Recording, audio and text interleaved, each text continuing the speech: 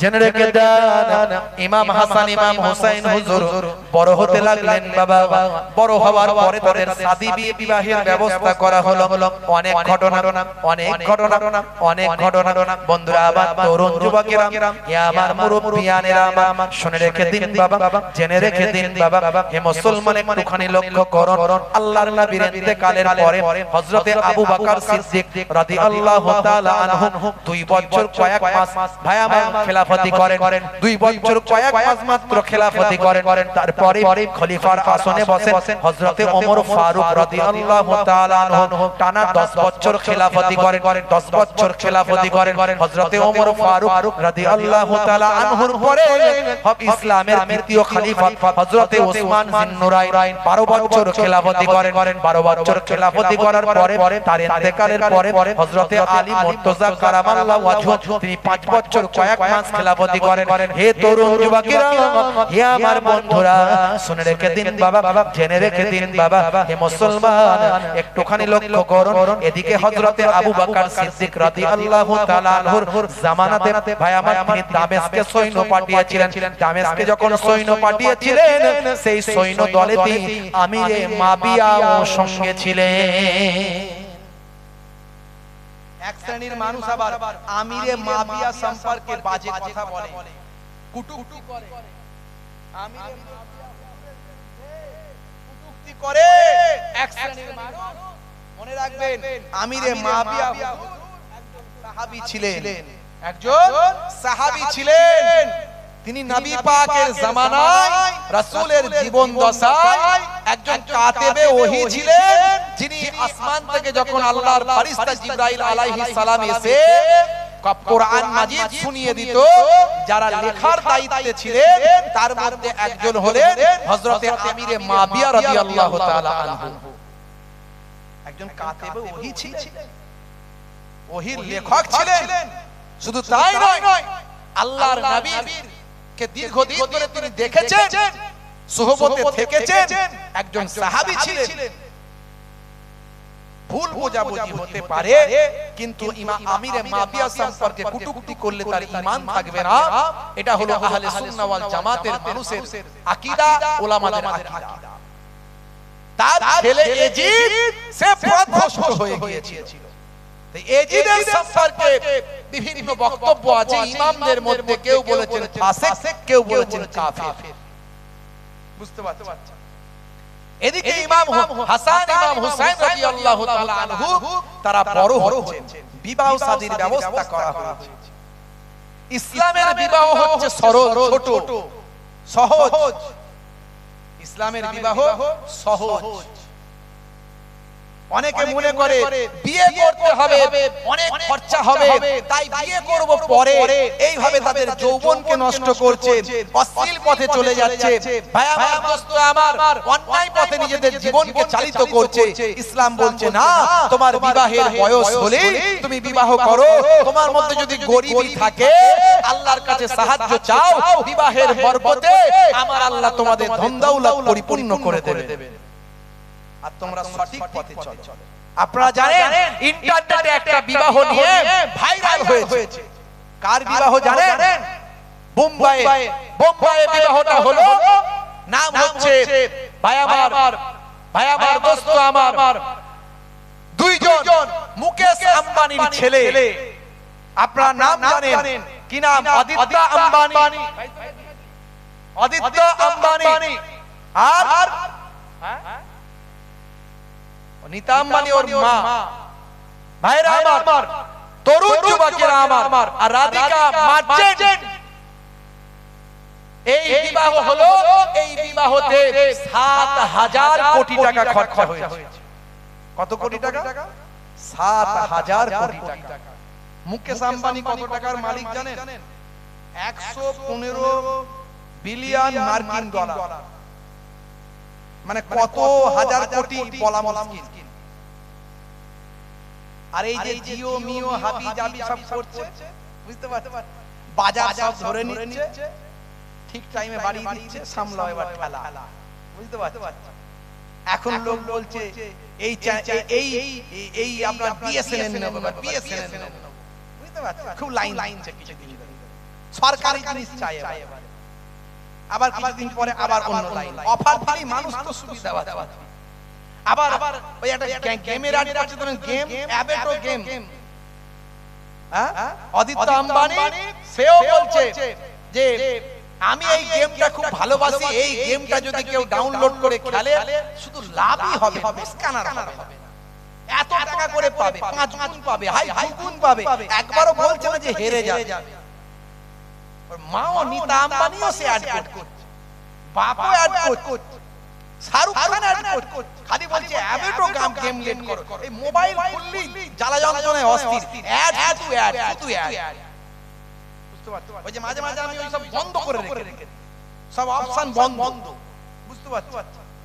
ভাইরা আমার, তরুণ যুবকেরা আমার, সচিন টেন্ডুলকারের মতো একজন ক্রিকেটার সেও বলছে অ্যাবেটো ডাউনলোড করো, গেম লোড করো। আচ্ছা ভাই, সবাই যদি গেম লোড করে শুধু লাভ করবে, ইনকাম করবে, তাহলে দোকানদানি ব্যবসা বাণিজ্য করার দরকার নাই, গেম খেললেই তো সংসার চলবে, কথা ঠিক না?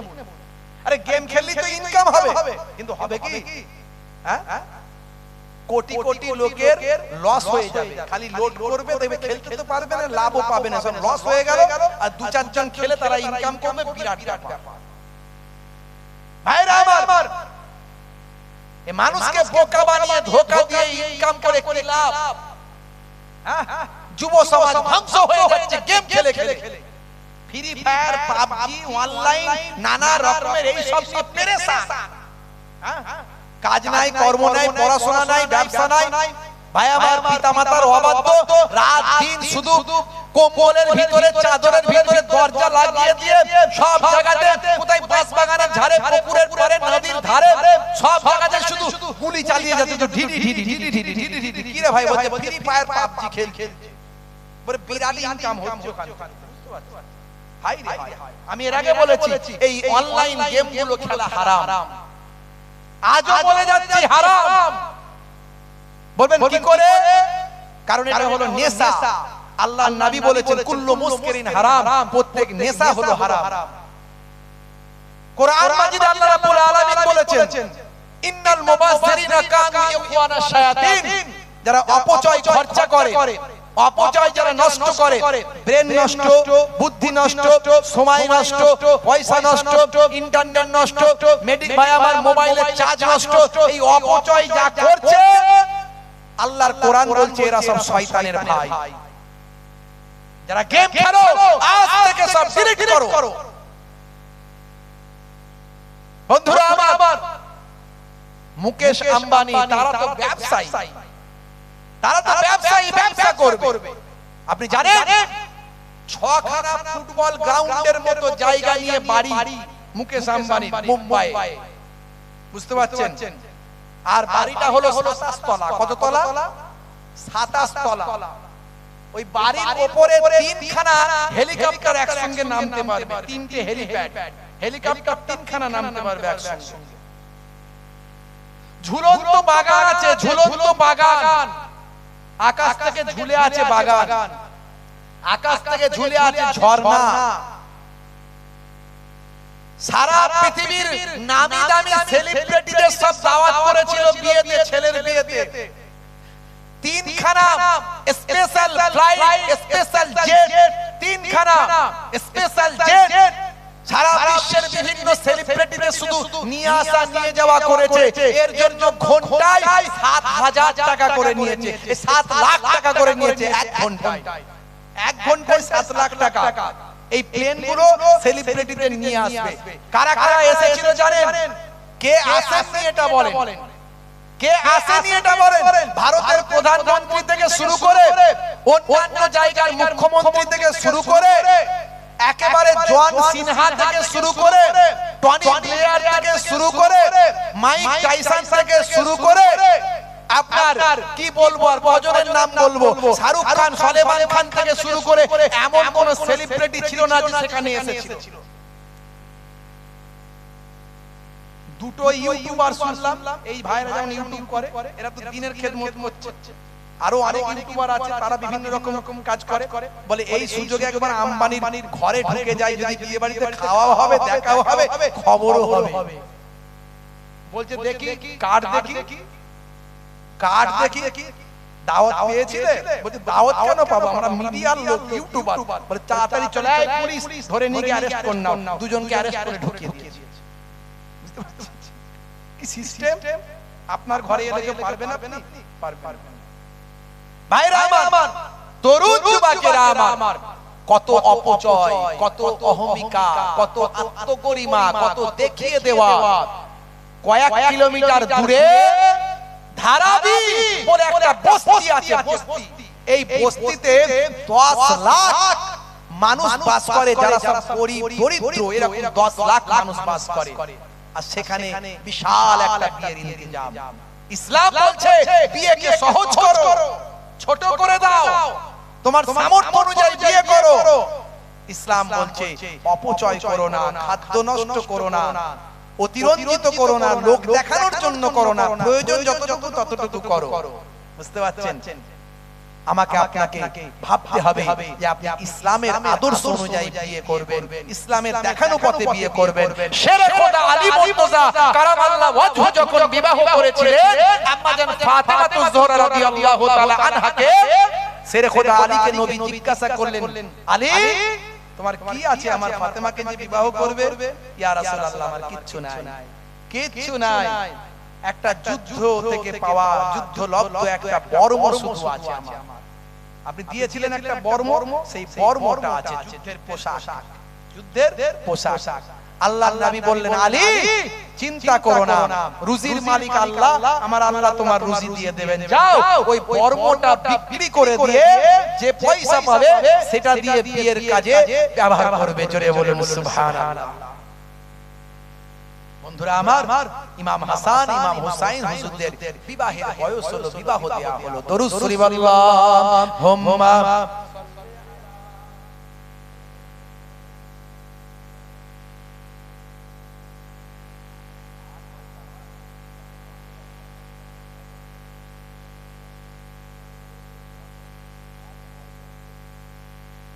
আল্লাহুম্মা সাল্লি,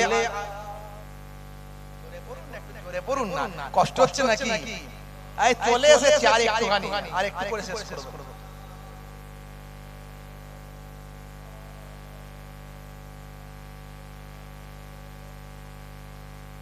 ওয়া আলা আলি সাইয়্যিদিনা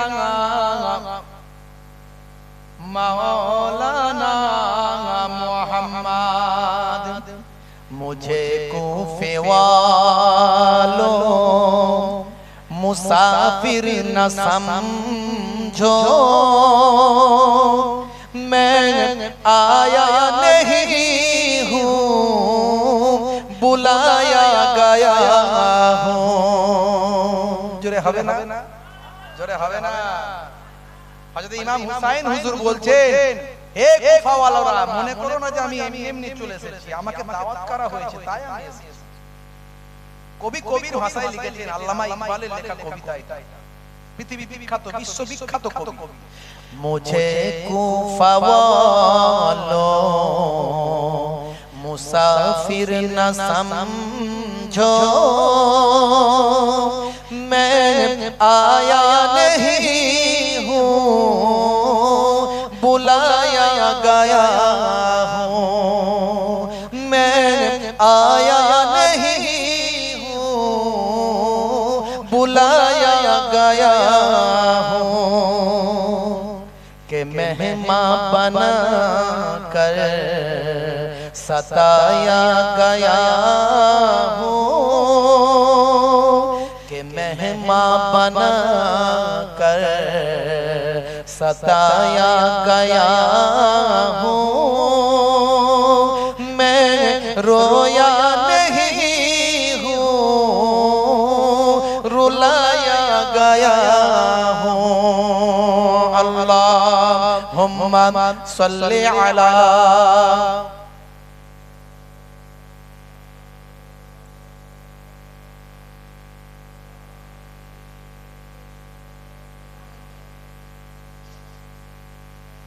खुदा जाने कैसी है ये मेज़बानी, 72 प्यासों का कए बंद पानी खुदा जाने कैसी है मेजबानी बहादुर पियासों कए बंद पानी मुकद्दर में है हौज़ कौसर का पीना मुकद्दर में है हौज़ कौसर का पीना मैं प्यासा नहीं हूँ पिलाया गया हूँ मैं प्यासा नहीं हूँ पिलाया गया हूँ अल्लाहुम्मा सल्ली अला जोरे सोरे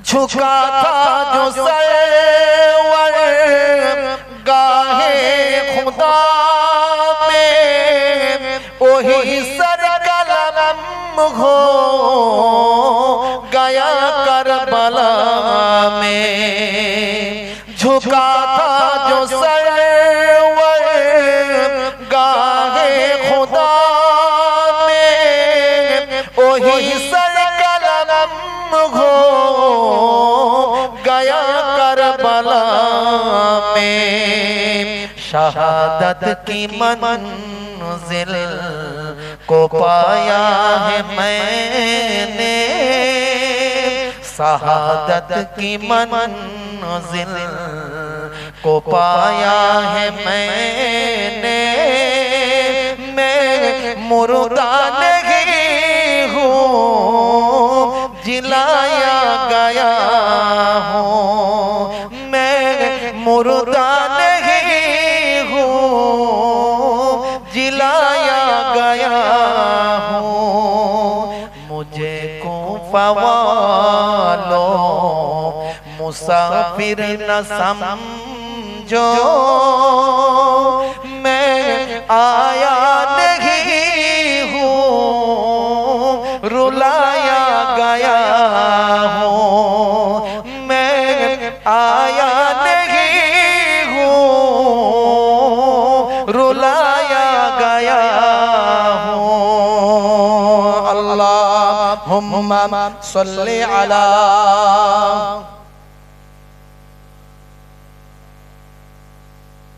व अला आलिहि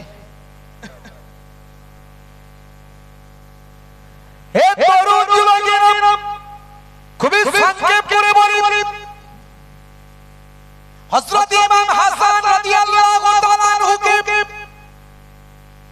জীবনে বারবার বিবাহ সংক্রান্ত ব্যাপার নিয়ে বিস্তান করানো হয়েছিল বাবা বন্ধুরা আমার তরুণ যুবকেরা আমার প্রত্যেকবারই হযরত ইমাম হাসান রাদিয়াল্লাহু তাআলা আনহু বিস্তান করার পরে আস্তে আস্তে নানা জানের রওজা মোবারকে গেছেন নানা জানের রওজা মোবারকে গিয়ে আল্লাহর নবীর ওসিলা দিয়ে দোয়া চেয়েছেন নানা জানের ওসিলায় নবী পাকের ওসিলায় আমার আল্লাহ ইমাম হাসান হুজুরের বিষকে পানি করে দিয়েছেন কিন্তু শরীরটা কমজোর হয়ে যায় শরীরটা কমজোর হয়ে যায় রোদে বেরোতে কষ্ট হয় এ তরুণ যুবকেরা হে আমার মুরব্বিয়ানেরা মাঝে মাঝে অসুস্থ বোধ করেন বন্ধুরা আমার তরুণ যুবকেরা নানা জানের কলিজার টুকরা নাতি ইমাম হাসান হুজুর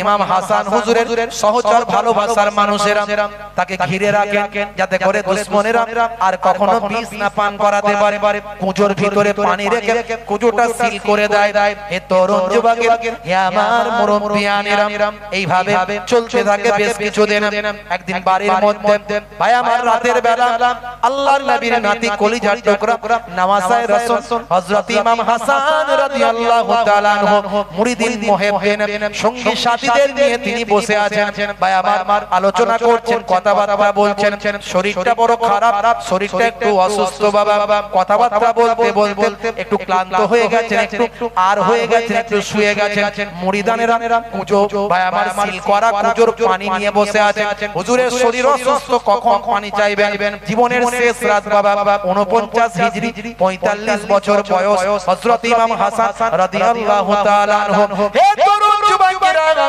এমন সময় চোখটা লেগে গিয়েছে হঠাৎ করে স্বপ্ন দেখেন আল্লাহর জান্নাতের ভিতরে প্রবেশ করেছেন আল্লাহর জান্নাতের ভিতরে ঢুকে গেছেন ইমাম হাসান হুজুর আল্লাহর জান্নাতের ভিতরে প্রবেশ করেছেন দেখতে পান একদিকে নানা জান সিংহাসনে বসে আছেন আর একদিকে আব্বা জান বসে আছেন আর একদিকে আম্মা জান বসে আছেন আব্বা নানা জান ডাকছেন ভাই হাসান ভাই হাসান ভাই হাসান আর কতদিন দুনিয়া আর জমিনে থাকবে এসো এসো ভাই হাসান নানা নাতি আল্লাহর জান্নাতে একসঙ্গে বসবাস করি তবে মনে রাখবে ভাই হাসান তুমি দুনিয়া ছেড়ে আসার আগে তোমার উপর অনেক মুসিবত চলবে নাসাবারি করবে না ধৈর্য হারা হয়ে যাবে না সবর করবে ধৈর্য ধারণ করবে কারণ তোমাদের দেখে কাল কিয়ামতের দিনে আমি আমার কোটি কোটি গুনাহগার উম্মতীদের নাজাত করিয়ে নেব ঘুমটা ভেঙে গেল তন্দ্রা কেটে গেল নানা জানের স্বপ্নের কথা মুরিদানদের কাছে বলতে লাগলেন চোখ ভরা পানি মুখ ভরা বেদনা এমন সবাই মুরিদানরা হাউমাউ করে কাঁদতে লাগলেন হে তরুণ যুবকেরা ইমাম হাসান হুজুর বললেন বাবারা কে আছে একটু পানি আমাকে পান করাও বলার সঙ্গে সঙ্গে মহাব্বতের একজন মুরিদ তাড়াতাড়ি কুজোর সিলটা কেটে কুজোর সিল কেটে পানিটা ঢেলে দিলেন হুজুরকে দেওয়ার সঙ্গে সঙ্গে যখন এক ঘট পানি পান করলেন করার পরই বললেন বাবারা কি পানি আমাকে পান করালে এ তো হালাল বিষ পান আমাকে করিয়ে দিলে বাবা আহারে প্রত্যেকবার বিষ পান করার পরে নানা জানের রওজা পর্যন্ত যেতে পারতাম এবারে এমন বিষ পান করলাম মনে হয় নানা জানের রওজা পর্যন্ত যাবার আর ক্ষমতা হবে না মুরিদানেরা ঝরঝর করে কাঁদতে লাগলো অস্থির হয়ে গেল কে এমন সর্বনাশ করলো আমরা তো জেগে আছি হয়তো আমাদের চোখের ভিতর দিয়ে কেউ হয়তো কুজো পাল্টে দিয়েছে কেউ হয়তো কুজো সিল খুলে কিছু ঢুকিয়ে দিয়েছে কিংবা কেউ কুজোটাকে পাল্টে দিয়েছে তারা অস্থির হয়ে পড়ল ইমাম হাসান রাদিয়াল্লাহু তাআলা আনহু ভাই আমার মাছ তরপাই যাও তরপাতে শুরু করলেন তাড়াতাড়ি যাও আমার ভাই ইমাম হোসেনকে ডাকো তাড়াতাড়ি দাও সময় বেশি নাই ইমাম হোসেনকে ডাকো ইমাম হোসেন হুজুরকে যখন খবর দেয়া হলো কাঁদতে কাঁদতে বড় ভাইজান বলে চিৎকার করে কাঁদতে কাঁদতে এসে হাজির হলেন আহারে আবার বড় ভাইজানকে বিষ পান করিয়ে দিল জালেমদের আমি বদলা নেব বড় ভাইজান কে আপনাকে বিষ দিয়েছে একটু বলুন আমি বদলা নেব বড় ভাইজান বললেন ভাই হোসেন ছোট ভাই বদলা নিতে হবে না ভাই নানা জান যে স্বপ্ন দেখেছি নানা জান বলে দিয়েছেন অনেক মুসিবত আসবে নাসাবারি করবে না ধৈর্য হারা হয়ে যাবে না আমি যদি বেঁচে উঠি আমি তার সঙ্গে বোঝাপড়া করব আর আমি যদি শহীদ হয়ে যাই তাকে আমি মাফ করে দিলাম আর আমার নানা জান বলেছেন সবর করতে কাল কিয়ামতের দিনে আমাদের দেখে নানা জানের কোটি কোটি গুনাহগার উম্মতীদের নাজাত করিয়ে নেবে তাড়াতাড়ি যাও আমার নানি জানকে খবর দাও এখন আমার নানি জান আম্মা জান আয়েশা সিদ্দিকা রাদিয়াল্লাহু তাআলা আনহা হায়াতে আছে যাও খবর দাও যদি নানি জান বলে তাহলে নানা জানের পাশেই আমার রওজাটা করবে যদি আমি দুনিয়া ছেড়ে বিদায় নিই আর নানি জান যদি বলেন না তাহলে আমার আম্মা জানের পাশে যেন আমার রওজাটা হয় আজও মদিনা শরীফে যাবেন জান্নাতুল বাকিতে গিয়ে দেখে আসবেন আল্লাহ আমাকে নিয়ে গেছেন দুবার আমি গিয়ে ঘুরে এসেছি আল্লাহর নবীর কলিজার টুকরা কন্যা খাতুনে জান্নাতের পাশেই তার সাহেবজাদা বড় সাহেবজাদা হযরত ইমাম হাসান হুজুরের রওজা আজও বিদ্যমান ভাই আমার দোস্ত আমার এই কিছু কথা বলে দুনিয়ার জমিন ছেড়ে 49 হিজরিতে 45 বছর বয়সে আল্লাহর ডাকে সাড়া দিয়ে দুনিয়া ছেড়ে বিদায় নিয়ে চলে গেলেন ইন্না লিল্লাহি ওয়া ইন্না ইলাইহি রাজিউন